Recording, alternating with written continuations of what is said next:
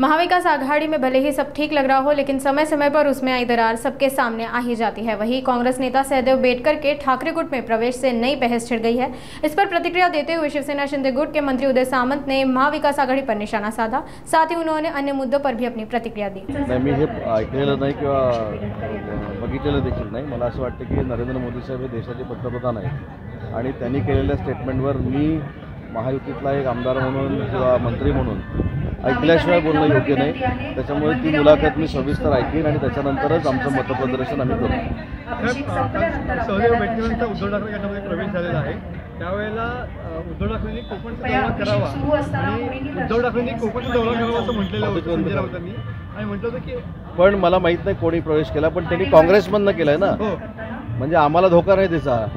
मला असं वाटतं की काँग्रेसमधनं जे कोण बेटकर आहेत, म्हणजे मला माहीत नाहीत कुठच्या जिल्ह्यात कुठं काम करतात ते, पण त्यांनी जो प्रवेश केलेला आहे तो काँग्रेसमधनं प्रवेश केलेला आहे। या जिल्ह्यामध्ये काँग्रेसचा एकही ग्रामपंचायतीचा सदस्य नाही, या जिल्ह्यामध्ये काँग्रेसचा एकही पंचायत समितीचा सदस्य नाही।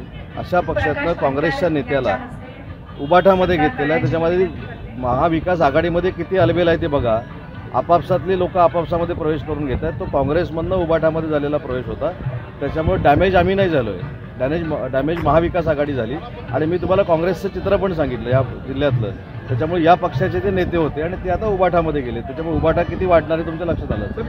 कोकणाचा दौरा करणार आहेत आणि पूर्ण कोकणमय भगवा होईल असं म्हटलं। मला असं वाटतं की त्यांच्या दौऱ्यावर आक्षेप घेण्याचं काहीच कारण नाही।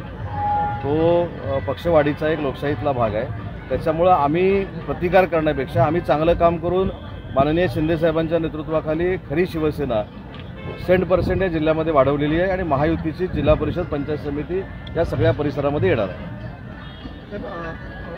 आम्ही कुठली तुलना देवाशी उद्धव ठाकरेंची केलेली नाही असं संजय राऊत म्हणत आहेत, पण मात्र मोदींची तुलना केलेली सामंत आणि इतर मंडळींनी चालते असं संजय राऊत। मी अजिबात त्यांच्यावर काही टीका केलेली नाही। त्यांनी माझी पत्रकार परिषद बघावी, कदाचित त्यांना कोणतरी ब्रीफिंग चुकीचं करतं आहे किंवा ते कोणाकडनं चुकीच्या माणसाकडनं ऐकून घेत आहे।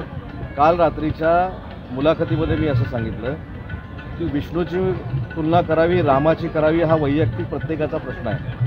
स्वतःच्या नेत्याला चांगलं म्हणावं की वाईट म्हणावं हा प्रत्येकाचा प्रश्न आहे। पण मी दुसरा प्रश्न असं विचारला, ज्यावेळी महाराष्ट्रातल्या तमाम वारकऱ्यांनी माननीय एकनाथ शिंदेसाहेबांना पुरस्कार दिला, दिल्लीमध्ये संजय नहारनं महादजी शिंदे पुरस्कारानं त्यांना सन्मानित केलं, त्यावेळी यांच्या पोटात पोटसूळ का उठला हा माझा प्रश्न आहे। मी विष्णूची उपमा दिली, अजून कोणाची पण द्या, आणि त्या देवांबद्दल आदर आहे म्हणूनच मी इथं आलो ना एवढ्या कामातनं। त्याच्यामुळे देवांची उपमा दिल्यानंतर देव पण येत नाही हे देखील काही लोकांनी लक्षामध्ये घेतलं पाहिजे आणि त्यांच्या कुठच्याच गोष्टीला मी टीका केलेली नाही। त्यांनी ब्रीफिंग घेताना जरा चांगल्या माणसांकडनं घ्यावं, जेणेकरून अशा पद्धतीची चुकीची माहिती त्यांना मिळणार नाही।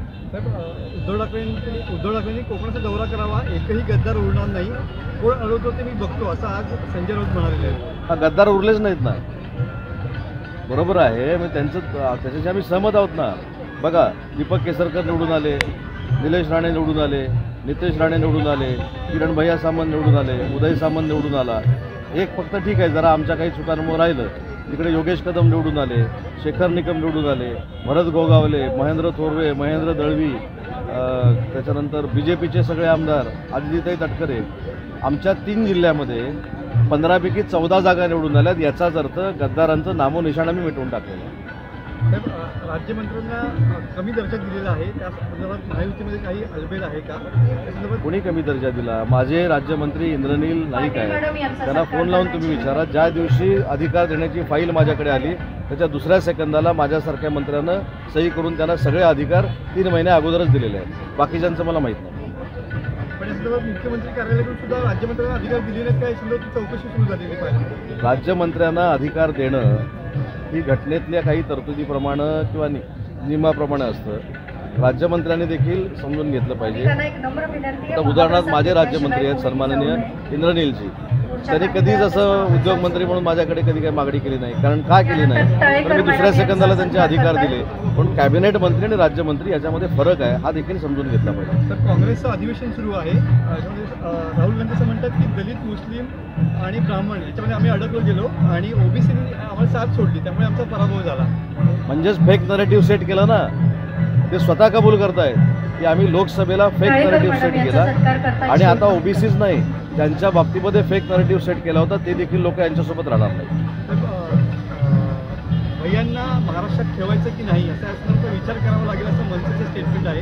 ज्या पद्धतीनं त्यांची त्यांनी सरसकट ते बोललेलं नाहीत. ज्या एका व्यक्तीनं BJPची मान्यता रद्द करावी, आपल्या मनसेची मान्यता रद्द करावी अशा पद्धतीचं भाष्य केलेलं, त्याच्या संदर्भातला तो वैयक्तिक विषय होता. सरसकट ते असं बोललेलं नाही. संदीप देशपांडे मला माहिती आहे.